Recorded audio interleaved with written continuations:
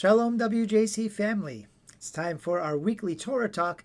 This week in Shul, we will be reading Parshat Naso, making our way into the book of Bamidbar. And we have in this Parsha some fairly interesting and also complicated status passages to understand how people interact as a society as they're moving out into the desert and eventually as the Jewish people. I have two institutions that are spoken about, two statuses. One is the sotah, which is the accused woman, a woman accused of adultery. We're going to leave that one aside for today. And the second is the Nazarite, the Nazir. A Nazarite is the one I want to focus on today. And the Nazarite is someone who is so enthusiastic about their Judaism, about their Jewish identity, about wanting to be a person, a leader of the faith, that they take a vow to take on special responsibilities. And it seems on its surface like a wonderful thing. The Torah, unlike modern day Judaism, doesn't really have a religious status, a religious place for your average Israelite. You had the Kohanim and the Leviim and the Israelites. We still reflect that in our Torah reading. Some of you may be familiar. The first Aliyah usually goes to a Kohen and the second to a Levite. And the Kohanim were in charge of the religious life. There were no rabbis at that time.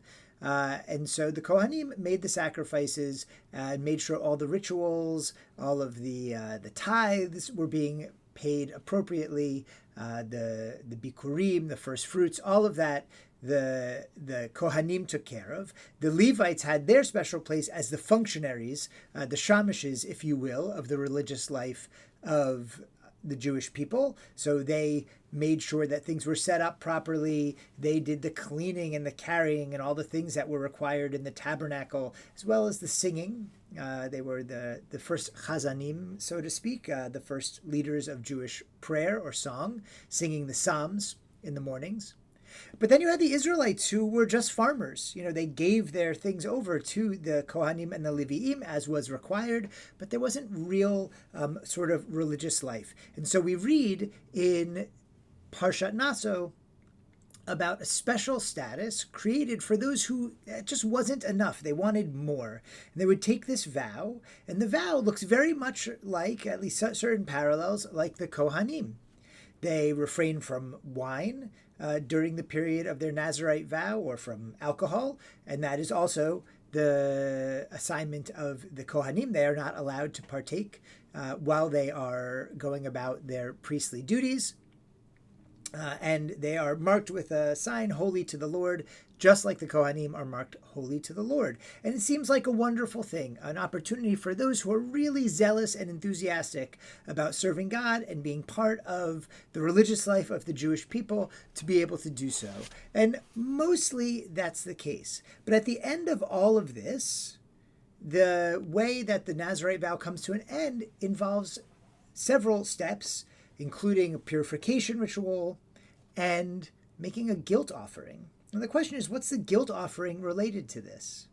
And at least one interpretation, or one that I'd like to bring forward from our Musar tradition, is that, God has a task for all of us. And if it's our task to do more than our status maybe implies, or that we can infer from our status, that's okay. I mean, look, now, I'm an Israelite by nature, by my heritage, my lineage, and I'm a rabbi. I've dedicated my life in a new way to Judaism that didn't exist in the Torah, but that comes out of the Second Temple period. So, there's obviously room for this when done right. That's how the faith evolves.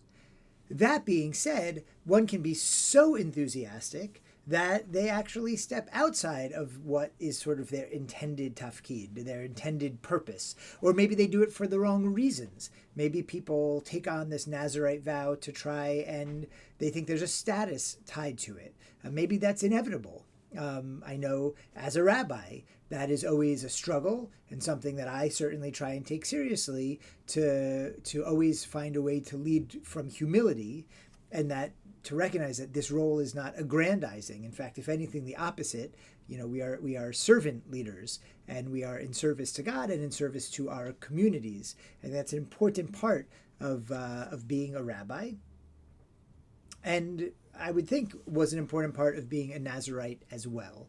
But there are temptations always in leadership to step out beyond the servant status, and that's a very dangerous and careful thing. So there's all these questions built into the status and the role of the Nazarite, and so we end the process with this guilt offering. The Musar teachers taught that we can do just as much damage being energetic as we can being lazy.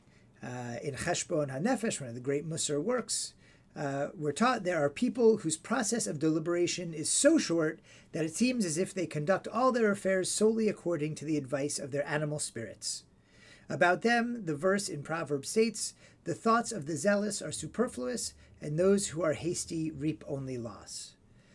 In other words, the Musar teachers are telling us that frantic busyness can be just as much as an impediment to real enthusiasm for God and for connection as laziness can be.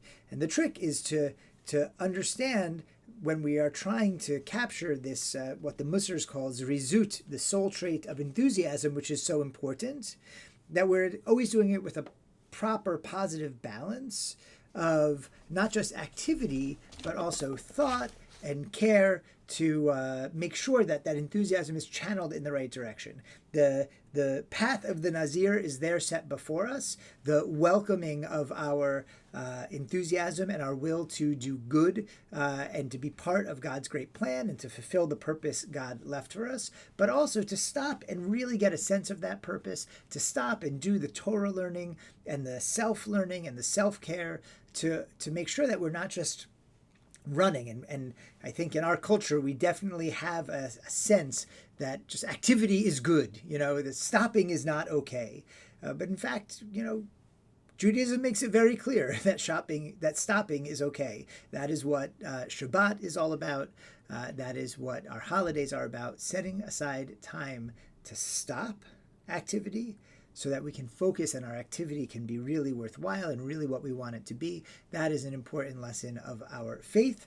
And so I hope we can all have that enthusiasm and that passion for being part of this Jewish story. And at the same time, I hope that we can all take our rest, take our times to stop and deliberate, make sure that our enthusiasm is not, that we don't mistake activity for enthusiasm, and that all of our energy is spent being the Jewish people who we want to be, being the human beings that we want to be, and being the leaders in our world, in our families, in our community that we all want to be. And shall all be positive and bring blessing into the world. And may that be sort of, as we approach this next Shabbat, may this rest give us that sense of purpose, that sense of self-understanding that will bring us to zrizut, real enthusiasm. And may it be a beautiful Shabbat for us all.